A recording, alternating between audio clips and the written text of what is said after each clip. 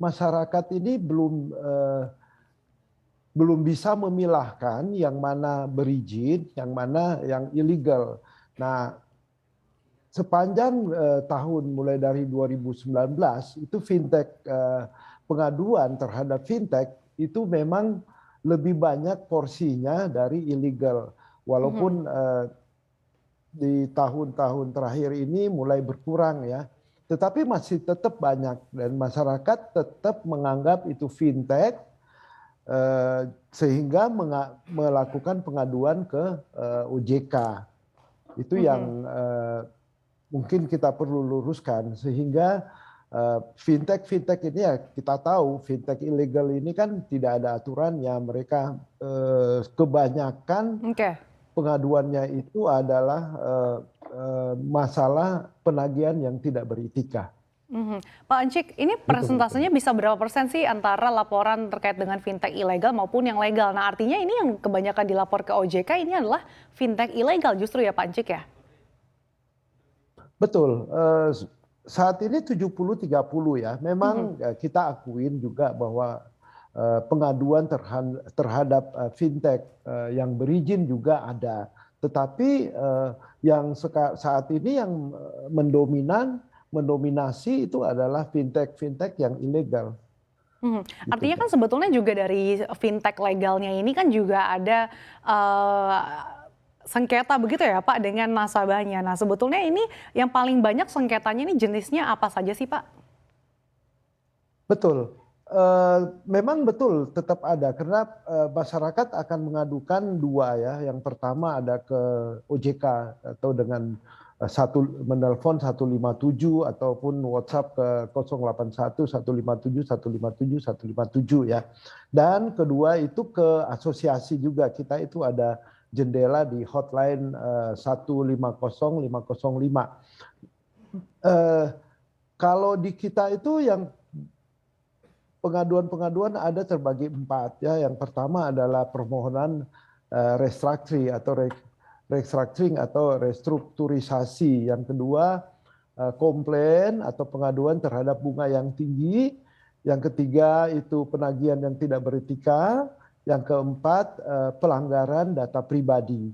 Itu memang ada pengaduan ke kami dan ke OJK. Gitu, Oke, yang paling banyak nih yang mana nih Pak dari presentasi yang Anda sebutkan tadi?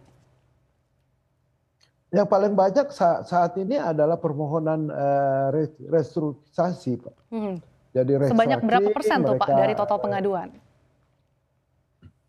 Saat ini sebanyak 40% ya di restructuring. Ya, bunga yang tinggi juga banyak. Kedua dari komplain yang besar. Ketiga itu penagihan yang tidak beretika. Gitu, Mbak. Oke, kalau misalkan kita tahu bahwa fintech legal ini yang mengajukan pengaduan, ini sanksinya akan seperti apa nih Pak terhadap fintech legal yang ternyata ini terkait dengan pengaduan konsumen? Ya, kalau yang pertama permohonan restrukturisasi itu biasanya kami pengurus tetap memonitor untuk dibantu.